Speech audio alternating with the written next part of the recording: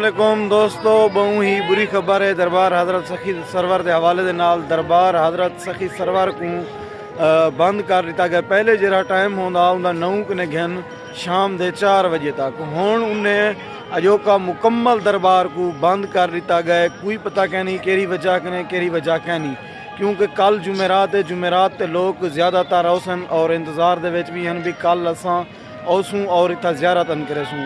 हालांकि अज किने दरबार बंद करती नहीं भी ना मजर हाँ जी, तारा ही ता दिता गया ते डंडे ले गए ते हर शे कर दी गई, दरबार बंद कर दिता गया। क्या कोई वजह तो सही ने क्यों बंद है? खाली कोई वजह करने थे हाली हाली कि नहीं, यो 5-6 दीवारें तनी मुतवाती यानी बंद कर दिता गया दरबार को।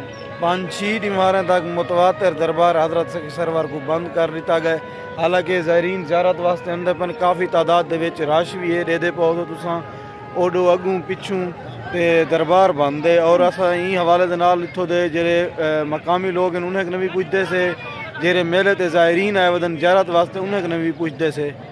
वीडियो को पूरा देख सो। दरबार खुली भी है बंद है, क्या वजह? आज किने मुकम्मल बंद कर दी ने। कल तो जुमेरात है, काफ़ी तादाद विच लोग औसन रश है यार, अंदर भी पैन बंद कर देंगे हुण तो आदन के मुकम्मल है। कांटेदार तार 3:30 बंद कर दिते ने। तुसां कड्ढण आए हो? ज़ियारत कहनी की थी? अच्छा अच्छा, कितों को आए वो?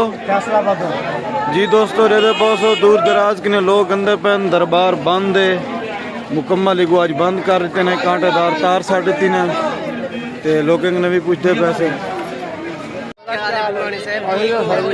खैर अलहमदुलिल्लाह, एक तो उम्मीद है खुश हैं सारे फैन हैं, वीडियो शीडियो दे देन। आज इतना ही आ गए, मिल गए। क्या हाल है मरका?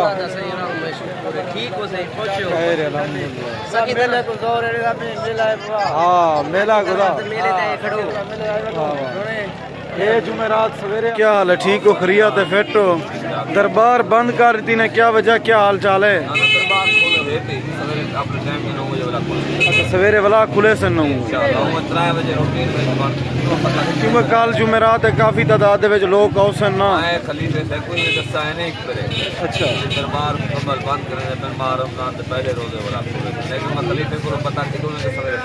चलो माशाल्लाह, चंगी गाल है यार, लोग परेशान था। बिल्कुल बिल्कुल।